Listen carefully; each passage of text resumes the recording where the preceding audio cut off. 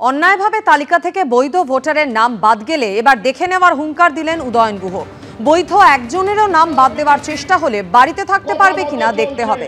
আমাদের হাতে নির্বাচন কমিশন নেই, কিন্তু জওয়ান তৃণমূল কর্মীরা আছে। আর কি বলেছেন উদয়ন গুহ শোনাবো। তিনি বলছেন, দিনহাটার ৮০% বুথে বিজেপি এজেন্ট খুঁজে পাবে কিনা সেই ব্যবস্থা করতে হবে। তৃণমূলের বিজয় সম্মিলনীতে এসআইআর নিয়ে বিজেপিকে এভাবেই হুঁশিয়ারি দিলেন উত্তরবঙ্গ উন্নয়ন মন্ত্রী। যদি অন্যায়ভাবে ভোটার তালিকা থেকে একটা ন্যায্য ভোটারকেও বাদ দেওয়ার চেষ্টা করেন, যায় বাদ দেওয়ার চেষ্টা করবে, তাই ঘরত থাকতে পারবে কিনা সেইটা নিয়ে চিন্তা করা লাগবে। আর দ্বিতীয় কথা, আমার হাতে নির্বাচন কমিশন নাই, রাজ্যের হাতে নির্বাচন কমিশন নাই। ভোটের জন্য নির্বাচন কমিশন আমরা ব্যবহার করতে পারবো না, কিন্তু আমার কাছে তাগড়া তাগড়া জওয়ান কর্মী নেতারা আছে, আমরা এইটা করতে পারবো। অন্তত পক্ষে দিনহাটা মহকুমায় এইটা আমি চ্যালেঞ্জ করে বলতে পারি, ৮০% বুথে বিজেপি এজেন্ট দেওয়ার মতো লোক খুঁজে পাবে না।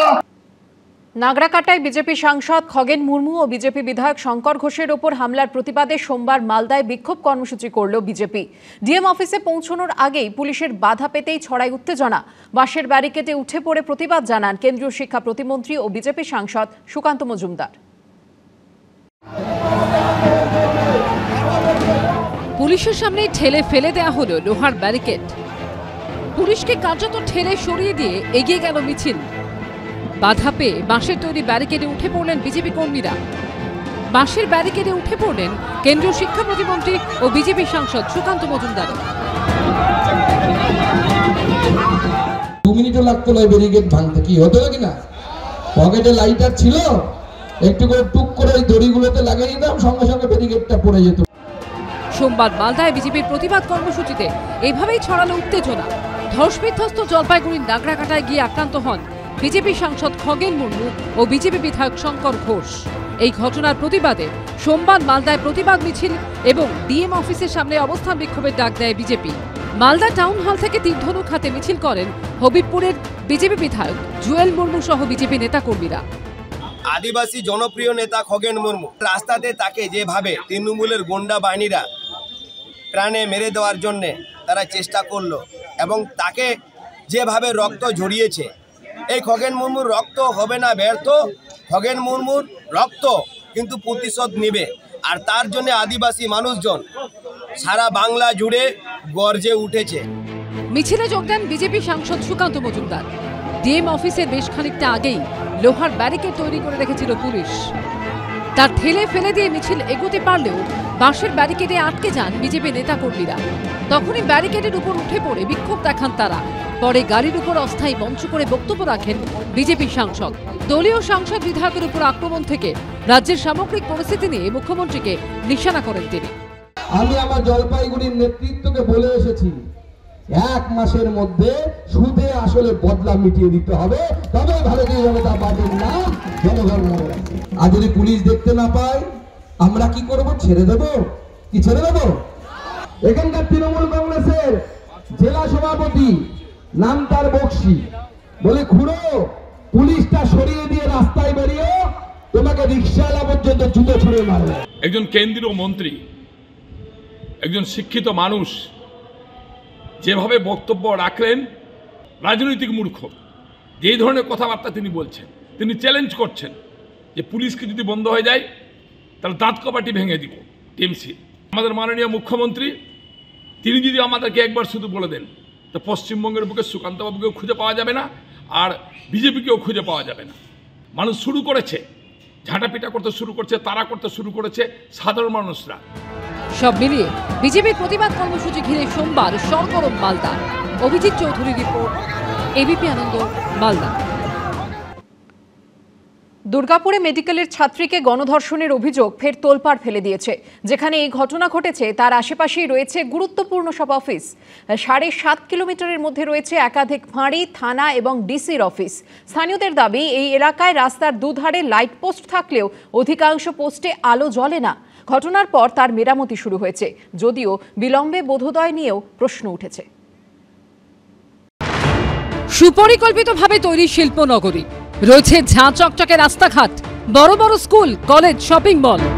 সেই দুর্গাপুরেই উঠল বেসরকারি মেডিকেল কলেজের ছাত্রীকে গণধর্ষণের মারাত্মক অভিযোগ।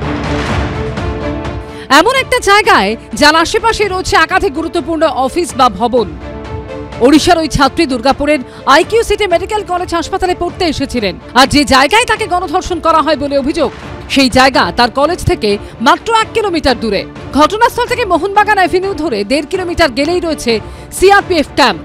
মোহনবাগান অ্যাভিনিউ এর পাশেই সিআরপিএফ ক্যাম্প। এই সিআরপিএফ ক্যাম্প, সেই সিআরপিএফ ক্যাম্প থেকে ঘটনাস্থলের দূরত্ব মাত্র 1.4 কিলোমিটার, যার সময় লাগে গাড়িতে যেতে মাত্র 3 মিনিট। ঘটনাস্থল থেকে 3 কিলোমিটার গেলেই দুর্গাপুর গভর্নমেন্ট কলেজ। যে জায়গায় এই গণধর্ষণের অভিযোগ উঠেছে সেটি দুর্গাপুর নিউ টাউনশিপ থানার অন্তর্গত।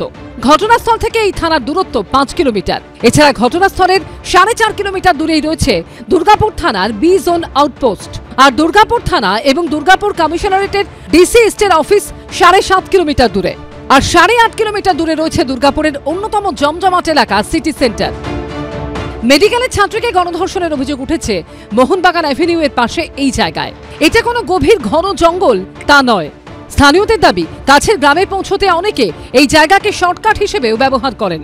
এখানকার বড় রাস্তা এই মোহনবাগান অ্যাভিনিউ এবং জওহরলাল নেহরু রোডের সংযোগস্থল থেকে আইকিউ সিটি হাসপাতালের দূরত্ব 3.9 কিলোমিটার। এই দীর্ঘ রাস্তার শুরুতে জওহরলাল নেহরু রোড, মোহনবাগান অ্যাভিনিউ এর সংযোগস্থল এবং শেষে আইকিউ সিটি হাসপাতালের কাছে 2টি সিসিটিভি ক্যামেরা রয়েছে, কিন্তু বাকি রাস্তায় আর কোথাও সিসিটিভি নেই। আতঙ্কে তো আছি, একটা এরকম ঘটনা ঘটে গেছে, মানে এটা তো আতঙ্কেরই ব্যাপার। আমরা তো রাতে ভিতে বেরোনোরও মানে অসুবিধায় ভয়ই লাগছে এখন। তো আলো বা সিসিটিভি ক্যামেরা আদৌ আপনাদের নজরে আসে? না, সেরকম তো দেখতে পাওয়া যায় না। আলো বা সেরকম আমরা দেখি না সেরকম ভাবে। এই রাস্তার দুধারে রয়েছে গ্রাম, সেখানে গিয়ে দেখা গেল রাস্তার দুধারে লাইট পোস্ট রয়েছে, কিন্তু স্থানীয়দের অভিযোগ অধিকাংশ পোস্টে আলো জ্বলে না। এই ঘটনার পর লাইট পোস্টে মেরামতির কাজ শুরু হয়। মোহনবাগান এভিনিউ এর পুরো রাস্তাটাই কিন্তু অরক্ষিত অবস্থায় রয়েছে, কেননা এখানে না আছে পুলিশ টহলদারি, না আছে পর্যাপ্ত আলো, না আছে সিসিটিভি ক্যামেরা। লাইট জ্বলছিলই না, মাঝখানে বেশ বন্ধই ছিল। আমাদের এখানে যে সবজি আনতে যাই, ভোর 4টার সময় যাই, ওখানে একবার ছিনতাই হয়েছে, আমাদের বাইক ফাইক ছাড়িয়ে নিয়েছে, টাকা পয়সা ছাড়িয়ে নিয়েছে। পুলিশ তো এমনি থাকে বলতে কি কখনো কখনো থাকে ওই মোহনবাগানে যে ঢুকতেই যে মুখটার কাছে থাকে, ওনারা তো থাকে, ওদের নিজের ধান্দাতে থাকে। যে বালি গাড়ি যাচ্ছে, আমরা নিজের চোখে দেখেছি, বালি গাড়ি যাচ্ছে, তাদেরকে আটকিয়ে পয়সা নেই। স্থানীয়দের দাবি, যে কটি লাইট পোস্টে আলো রয়েছে তাও গাছের পাতার আড়ালে থাকতো। গণধর্ষণের অভিযোগ সামনে আসার পর রবিবার দেখা যায় পুরসভার তরফে গাছের পাতা ছাঁটা হয়। রাস্তাটা আমাদের যেন একটা লাইটও বন্ধ না থাকে, ঠিক আছে।